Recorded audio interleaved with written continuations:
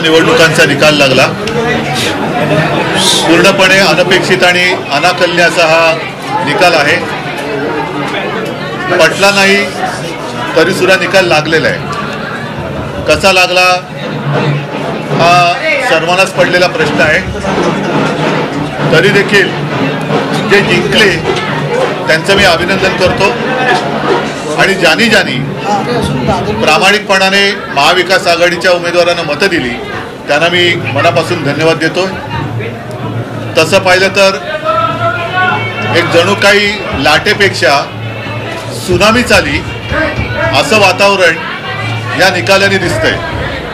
पण हा निकाल सर्वसामान्य जनतेला पटलाय की नाही हा सुद्धा एक महत्त्वाचा प्रश्न आहे। एकूण आकडे जे काय दिसत आहेत ते आकडे बघितल्यानंतर या सरकारला अधिवेशनामध्ये एखादं बिल मंजुरीसाठी मांडण्याची गरजच नाही असे आकडे आहेत। थोडक्यात विरोधी पक्षात जणू काही शिल्लक ठेवायचं नाही। आणि 1-1.5 वर्षापूर्वी भारतीय जनता पक्षाचे तुर्तास असलेले अध्यक्ष JP नड्डा जे बोलले होते की एकच पक्ष राहील म्हणजे यांना one party one nation one election आणि वन पार्टी या दिशेने आपली आगेकूच चालली की काय असं भीतीदायक चित्र आहे। एकूणच हा निकाल जर का बारकाईने पाहिला तर आम्ही ज्या काही प्रचार सभा घेतल्या संपूर्ण राज्यभर आम्ही सगळेच फिरलो। सुषमाताई आहेत, अनिल आहेत, आदित्य आहेत, संजय आहे, मी स्वतः आहेत। हा निकाल म्हणजे लोकांनी महायुतीला मतं का दिली?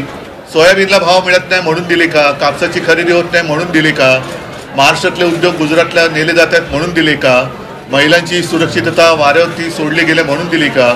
म्हणजे नेमकं कळत नाही की कोणत्या प्रेमापोटी तर हा शब्द चुकीचा आहे, रागापोटी अशी ही लाट जणू काय उसळले हे कळत नाही आहे। हा निकाल अनाकलनीय आहे आणि याच्या मागचं गुपित हे काही दिवसामध्ये तर शोधावं लागेल। तूर्त मी महाराष्ट्राच्या जनतेला सांगतोय की आपण निराश होऊ नका, खचून जाऊ नका।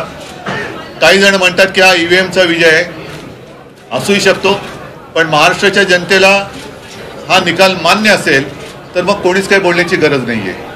पण जर मान्य नसेल तर त्यांना सांगतो की आम्ही प्राणपणाने महाराष्ट्रासाठी लढत राहू, महाराष्ट्राच्या हितासाठी आम्ही लढत राहू। कोणी काही म्हटलं तरी महाराष्ट्राच्या जनतेला मी वचन देतो की आम्ही तुमच्यासोबत आहोत।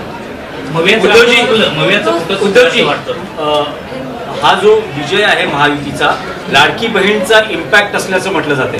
लाडकी बहीणचा इम्पॅक्ट जर का असेल तर मग बाकीच्या ज्या काही गोष्टी या उघड दिसत होता, आपण सुद्धा रिपोर्टिंग केलेलं आहे। मी तेच म्हटलं ना की सोयाबीनला भाव नाही आहे, कापूस खरेदी होत नाही, शेतकऱ्याच्या डोक्यावरती कर्ज चढलेलं आहे, बेरोजगारी वाढते आहे, महिला असुरक्षित आहेत, ह्या अशा अनेक गोष्टी, बेकारी वाढते आहे। तर लाडकी बहीणपेक्षा ज्या महिला आमच्याही सभेला प्रचंड संख्येने येत होत्या त्यांच्यासमोर प्रश्न होता की घर कसं चालवायचं, कारण महागाई वाढते म्हणजे वाढती महागाईची शाबासकी म्हणून या सरकारला मत दिलं का?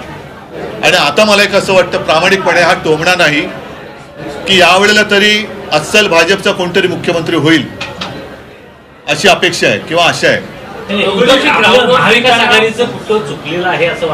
महाराष्ट्र विकास आघाडीचं आम्ही फार प्रामाणिकपणाने वागलो हे चुकलं की काय असं मला वाटतंय। अमरावती असेल, रामटेक असेल, सोलापूर असेल या जागेवरती महाविकास आघाडीचा 288 पैकी या मोजलेल्या जागा किती आहेत? 288 पैकी तिथे काँग्रेसने केदारने तर सरळ सांगितलं होतं की आम्ही अपक्ष उमेदवाराला बरोबर आहे, पण 288 पैकी या जागा किती आहेत आणि अशाच काही जागा या त्यांच्याकडे पण आहेत। पण म्हणून मी म्हटलं ना की अशी लाट उसळले असं काय नेमकं यांनी काम केले ते तिथे दाखवा ना। पण आणखीन एक गोष्ट अशी आहे की ठीक आहे आता ते जिंकलेले तर आहेत, त्याच्यामुळे त्याच्यात मला त्यांचं अभिनंदन करण्यामध्ये मला कुठे कद्रूपणा दाखवायचं नाहीये। मी त्यांचं अभिनंदन करतो आणि आता निवडणूक आयोगाने स्थगिती दिलेली लाडकी बहीण ही योजना पूर्ववत चालू करून त्याच्यात 2100 रुपये दर महिना ते द्यायला लागतील। शेतकऱ्यांचं कर्जमुक्त ते लवकर करतील आणि जी काही त्यांनी आश्वासनं दिलेत ती नंतर कोणी बोलू नये की असा जुमला तर निवडणुकीच्या वेळेला करावा लागतो. या सगळ्या आश्वासनांची पूर्तता त्यांनी लवकरात लवकर करावी अशी माझी मागणी आहे. ग्राउंडवर फिरताना महाविकास आघाडीसाठी पोषक वातावरण दिसत होतं आणि इतका बदल अचानक लोकसभा निवडणूक झाल्यानंतर अवघ्या काही महिन्यात हाच एक अनाकलनीय बदल. आणि मला असं वाटतं की करोनाच्या काळामध्ये कुटुंब प्रमुखाप्रमाणे माझं ऐकणारा महाराष्ट्र हा माझ्याशी असा वागेल याच्यावरती माझा विश्वास नाही आहे. कारण मी जे सांगत आलो त्याच तळमळीने याही वेळेला मी महाराष्ट्राला मनापासून तळमळीने सांगितलं होतं. आणि असा हा माझा महाराष्ट्र हा असा वागेल याच्यावरती माझा विश्वास नाही आहे. नक्की काहीतरी गडबड आहे. हाल के दिनों में जो हिंदू मुस्लिम एक पोलराइजेशन दिखाई दिया, खुल के बात कर रहे थे, बटेंगे तो कटेंगे, आपको लगता नहीं है ये कुछ नहीं चला क्योंकि बेकारी तो कुछ चीज़ें ऐसी होती कि जो सेक्युलर होती है. जैसे बेकारी है, महंगाई है, वो सेक्युलर है. सभी को महंगाई की मार पड़ रही है, सभी को जो बेरोजगारी है वो सता रही है. तो ऐसे कुछ नहीं है. एकनाथ शिंदे यांच्या शिवसेनेच्या जवळपास 55 जागा आलेल्या आहेत. त्यांचं असं म्हणणं आहे की या निकालातून बाळासाहेबांचे विचारांचे खरे पहिली गोष्ट अशी आहे, स्पष्ट झाले. पहिली गोष्ट आहे की इथेच पहिला मुद्दा असा आहे की 2.5 वर्ष होऊन सुद्धा न्यायालयातनं आम्हाला निकाल मिळत नाही. तो निकाल मिळण्याच्या आधी निवडणूक घेतली जाते. अजूनही आमच्या नावाचा, निशाणीचा, अपात्रतेचा निकाल लागत नाही आणि त्याच्या पलीकडे जाऊन ही निवडणूक घेतली जाते. त्यांना चिन्ह आणि नाव देऊन इथेच तर मोठी गफलत आहे. मग शेवटी विश्वास ठेवायचा कोणावर?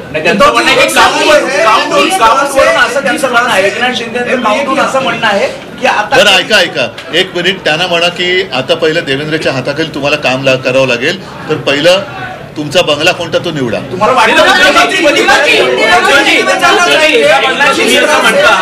निकाल मान्य नाही, अनाकलनीय आहे. नाही, मी निकाल मान्य नाही म्हणजे अनाकलनीय आहे आणि अनपेक्षित आहे. पण लोकसभेचे निकाल मात्र इंडिया आणि महाविकास आघाडीने स्वीकारले होते. तेव्हा ईव्हीएमचा म्हणून हा निकाल जरी अनाकलनीय आणि अनपेक्षित असला तरी नाईलाजाने तो मान्य करावाच लागतोय ना. आम्ही अमान्य असं मी म्हटलेलं नाही आहे की निकाल अनाकलनीय आणि अनपेक्षित आहे, पण तो निकाल लागलेला आहे.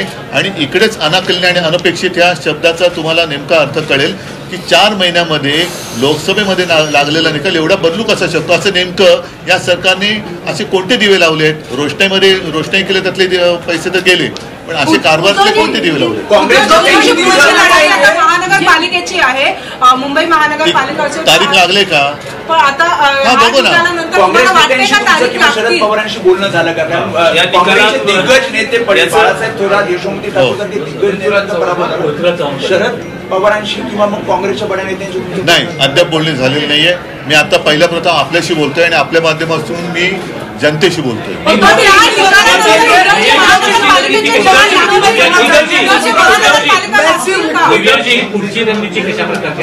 पहिला आम्ही अमुक करू, त्याच्यानंतर तमुक करू, अशा रणनीत्या सांगितल्या जात नाही. शेवटी मी आज परत सांगतोय की आजचा निकाल हा पूर्णपणे अनपेक्षित आणि अनाकलनीय आहे. तुम्ही स्वतः माझ्याशी वेळोवेळी बोलत होतात. तुमचं सुद्धा रिपोर्टिंग जे होतं ते साधारणतः हा निकाल अनपेक्षित वाटावा असंच होतं. आणि राज्यभर शेतकऱ्यांमध्ये असंतोष आहे, महिलांमध्ये एक असुरक्षिततेची भावना आहे, बेकार आहेत ते सुद्धा असेच आहेत, महागाई वाढते. त्या सगळ्या गोष्टी लक्षात घेतल्यानंतर प्रत्यक्ष चित्र दिसत होतं. सभांना सुद्धा प्रचंड गर्दी होत होती आणि मला असं वाटतं की आमच्या सभांना प्रचंड गर्दी होत होती. लोक ऐकत होते. मोदीजींच्या सभेला अरे काय ऐकायचं, आम्ही ठरवलंच आहे तुम्हाला निवडून द्यायचं म्हणून खुर्च्या रिकाम्या होत्या.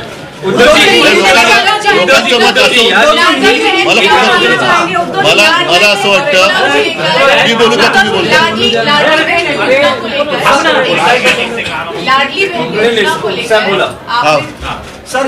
मला असं वाटतं की आमच्या सभांना प्रचंड गर्दी होत होती. आमचं भाषण पूर्णपणे ऐकत होते. मोदींच्या आणि अमित शहानं तर नंतर सभा घेण्याची गरज लागली नाही, कारण लोक म्हणत होते तुमचं ऐकायची गरजच नाही, आम्ही तुम्हाला मत द्यायचं ठरवलंच आहे, म्हणून त्यांच्या खुर्च्या रिकाम्या पडलेल्या होत्या. मग लोकांनी एवढं पक्क केलं होतं का की यांच्या सभेला जाण्याची गरजच नाही, यांचं सगळंच पटलं आम्हाला. म्हणजे रिकाम्या सभांचे व्हिडिओ फोटो सगळे येत होते. त्यांचं भाषण चालू असताना लोक सभा सोडून जात होते. मग हे लोक अर्धवट भाषणं त्यांची ऐकून मतं ठरवत होती का? हा एक संशोधनाचा विषय. मतदानाची टक्केवारी जी आहे ती मध्यरात्री घोषित करण्यात आली, उशिरा घोषित करण्यात आली, यामध्ये काय वाटतं का तुम्हाला? आता याच्यामध्ये नेमकं खरं काय ते आपले सगळ्यांचे 17C फॉर्म हे राज्यभर तपासल्यानंतर कळेल की त्या 17C फॉर्ममध्ये मतदान किती झालेलं, त्याच्यानंतर टक्केवारी वाढली असेल तर गफलत आहे. एका बाजूला शिवसेनेला घेतलेल्या जागा आणि दुसऱ्या बाजूला माहीम असेल, वरळी असेल, वांद्रे पूर्व या राखलेल्या जागा, यावर तुमची काय प्रतिक्रिया? राखलेल्या जागा आम्ही राखलेल्या आहेत आणि हरलेल्या जागा आम्ही हरलेलो. विशेषतः माहीम ही जी जागा होती, महाराष्ट्राचं तिथे लक्ष होतं, आमची जिंकलेली जागा होती ना, ती राखली आम्ही. धारावी के टेंडर को लेकर आप लोगों ने काफी विरोध किया था, लेकिन अब राज्य में इनकी सरकार बनने जा रही है, अब धारावी को लेकर आगे क्या कुछ करें? पहले धारावी के बारे में यूएस गवर्नमेंट क्या भूमिका लेती है वो देखनी पड़ेगी. योजना